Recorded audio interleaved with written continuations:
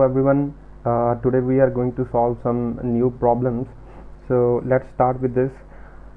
Suppose we have 2 kg block और उसको हमने किसी inclined plane पे रख दिया and such that this angle is given as 53 degree. हमने इस ब्लॉक पे नीचे से एक फोर्स लगा दी F. तो आपको बताना है find minimum force so that block remains at rest.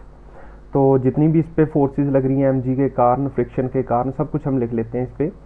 तो एक तो इसका mg इस डायरेक्शन में एक्ट कर रहा है, mg cos थीटा, ठीक है. तो वो है mg cos थीटा कितना हो गया, that will give me 20 into 3/5, that will give me 12 Newton. तो 12 न्यूटन तो इधर लग रहा है और एक इसका mg साइन थीटा इधर एक्ट करेगा, mg sine theta, that will give me 16 Newton. तो 16 न्यूटन इस डायरेक्शन में लग रही है और 12 न्यूटन इस पे नॉर्मल एक्ट करेगा, that is equals to 12 newton. और इस पे फ्रिक्शन एक्ट करेगी, that friction F max can be, F max कितनी हो सकती है, एफ मैक्स हमें निकालना पड़ेगा. एफ मैक्स कितना हो सकता है, F max is equal to mu N. Mu is 1/2 and N is 12, so that will give me 6 newton. So इसका मतलब ये है कि ये जो ब्लॉक है इस पे मैक्सिमम 6 न्यूटन का फ्रिक्शन लग सकता है. तो इस पे हम थोड़ी सी चीज़ें लिखेंगे. एक तो हम लिखेंगे कि फोर्स हम कितना अप्लाई करें, ठीक है. दूसरा फ्रिक्शन कितना होगा और तीसरा एक्सेलरेशन कितना बनेगा, ठीक है. फोर्स, फ्रिक्शन, एक्सेलरेशन हम लिखते जाएंगे. तो देखिए ये जो ब्लॉक है, ऐसे ब्लॉक, इस पे नीचे की तरफ 16 न्यूटन एक्ट कर रहा है और फ्रिक्शन जो ऊपर की तरफ एक्ट करेगा वो कितना एक्ट करेगा, वो एक्ट कर सकता है, एफ मैक्स कितना हो सकता है, 6 न्यूटन. तो 6 न्यूटन, इसका मतलब अगर मैं ऊपर की तरफ 10 न्यूटन फोर्स लगाऊं, ठीक है. देखिए इस केस में अगर मैं इसको ऐसे ही छोड़ दूं और फोर्स यहाँ पे लगने वाला 0 कर दूं तो ये नीचे भाग जाएगा. बट हमें तो ये देखना है कि ये रेस्ट पे कब रहेगा. तो ऊपर की तरफ पहले हमें ऊपर की तरफ फोर्स लगाना पड़ेगा, 10 न्यूटन फोर्स लगाना पड़ेगा, ठीक है. ऊपर की तरफ यहाँ पे जो फोर्स लग रहा है एफ, वो अगर मैं ऊपर की तरफ फोर्स लगाऊंगा 10 न्यूटन, ठीक है, तो फ्रिक्शन किधर लगेगा. अगर मैं 10 न्यूटन फोर्स ऊपर की तरफ लगाऊंगा तो 6 न्यूटन तो फ्रिक्शन और 10 न्यूटन फोर्स आ गई और 16 न्यूटन नीचे. तो सब कुछ बैलेंस हो गया इस डायरेक्शन में, ठीक है. इस इंक्लाइंड डायरेक्शन में सब कुछ बैलेंस हो गया. तो फ्रिक्शन इसमें 6 न्यूटन ऊपर की तरफ एक्ट करेगी और एक्सेलरेशन 0. ओके. अगर मैं फोर्स 12 न्यूटन कर दूं, अगर मैं फोर्स 12 न्यूटन कर दूं तो 12 न्यूटन ऊपर की तरफ फोर्स आ गई और 6 न्यूटन नीचे की तरफ, ठीक है. तो 6 रह गया. इसका मतलब देखिए 12 न्यूटन ऊपर की तरफ मैंने फोर्स लगाई और 16 न्यूटन नीचे की तरफ फोर्स लग रही है. ये अगर मैं 12 कर दूं तो मतलब 4 न्यूटन ज़्यादा फोर्स लग रही है नीचे की तरफ. तो क्या 4 न्यूटन फ्रिक्शन अपने आप को संभाल सकती है, इस ब्लॉक को संभाल सकती है, 4 न्यूटन फ्रिक्शन लग सकता है, हाँ लग सकता है. तो अगर मैं 12 न्यूटन फोर्स लगा दूं यहाँ पे, इसको ऊपर कर दूं 12 न्यूटन और मेरे को ऊपर की डायरेक्शन में 16 चाहिए, अगर मैं 12 फोर्स कर दूं तो 4 फ्रिक्शन लग सकता है, हाँ लग सकता है. तो 4 न्यूटन फ्रिक्शन लगेगा ऊपर की तरफ और एक्सेलरेशन 0 हो जाएगी. अगर मैं ऐसे ही 14 न्यूटन कर दूं, 14 न्यूटन फोर्स कर दूं, ठीक है, धीरे धीरे बढ़ा रहा हूं मैं फोर्स, 14 न्यूटन फोर्स कर दूं तो 14 न्यूटन ऊपर की तरफ हो जाएगी और 16 न्यूटन नीचे. 14 और 16 का डिफरेंस आया 2, मतलब यहाँ से 2 न्यूटन नीचे लग रही है. तो क्या फ्रिक्शन 2 न्यूटन ऊपर लग सकती है, हाँ लग सकती है. 2 न्यूटन फ्रिक्शन ऊपर की तरफ एक्ट करेगी, एक्सेलरेशन अगेन विल बी 0. अगर मान लीजिए मैं 16 न्यूटन फोर्स कर दूं ऊपर की तरफ, अगर मैं 16 न्यूटन फोर्स कर दूं, यहाँ भी 16 है तो फ्रिक्शन को लगने की ज़रूरत ही नहीं है, तो फ्रिक्शन 0 हो जाएगी, एक्सेलरेशन 0 हो जाएगी. अगर मैं फोर्स बढ़ा दूं, अगर मैं 16 की जगह 18 न्यूटन कर दूं तो क्या ब्लॉक चलना स्टार्ट हो जाएगा. यहाँ पे जो मैं फोर्स लगा रहा हूँ ये 18 न्यूटन कर दूं, अगर अच्छा यहाँ पे 18 ये 16, मतलब 2 न्यूटन ऊपर की तरफ.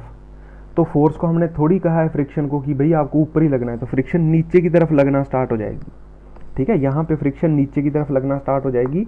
तो देखिए अगर मैं यहाँ पे 18 न्यूटन इसको कर दूँ इस फोर्स को और 16 न्यूटन नीचे लग रही है, तो 2 न्यूटन चाहिए तो फ्रिक्शन लग सकती है 2 न्यूटन. तो 2 न्यूटन फ्रिक्शन लगेगी नीचे की तरफ, तो एक्सेलरेशन अगेन विल बी 0. अगर मैं 20 न्यूटन फोर्स कर दूँ, यहाँ पे 20 ऊपर और 16 नीचे, कितना हो गया 4 न्यूटन. तो 4 न्यूटन फ्रिक्शन रोक सकती है इस 20 न्यूटन जो ये mg cos साइन थीटा है, इससे ज़्यादा हमने फोर्स लगा दी, कितनी 20 न्यूटन कर दी, तो 20 न्यूटन लगा दी, तो 4 न्यूटन ब्लॉक को रेस्ट पे रहने के लिए और नीचे की तरफ चाहिए, तो वो 4 न्यूटन फ्रिक्शन प्रोवाइड कर सकता है, हाँ कर सकता है, तो 4 न्यूटन फ्रिक्शन प्रोवाइड करेगा, नीचे की तरफ एक्सेलरेशन अगेन विल बी 0। अगर मैं ये फोर्स को 22 न्यूटन कर दूं, 22 न्यूटन, ठीक है, अगर मैं 22 न्यूटन कर दूं तो 22 ऊपर 16 नीचे, तो 6 न्यूटन नीचे की तरफ फोर्स और चाहिए, क्या वो 6 न्यूटन फ्रिक्शन लग सकता है, हाँ लग सकता है, तो 6 न्यूटन फ्रिक्शन लगेगा, नीचे की तरफ एक्सेलरेशन 0।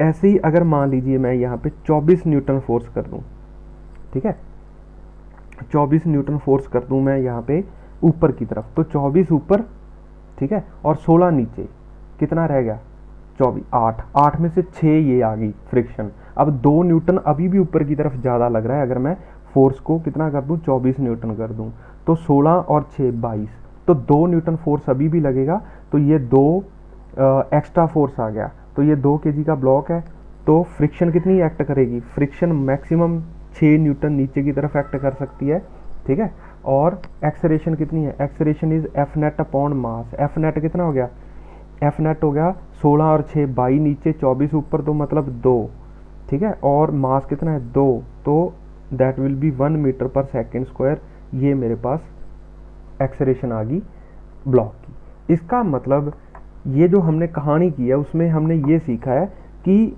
10 से लेके 22 न्यूटन तक आप कोई भी फोर्स लगाइए, ये ब्लॉक चलने वाला नहीं है, ठीक है, ये ब्लॉक मूव नहीं करेगा, रेस्ट पे रहेगा, तो ये एक फोर्स नहीं है, this is a range of force.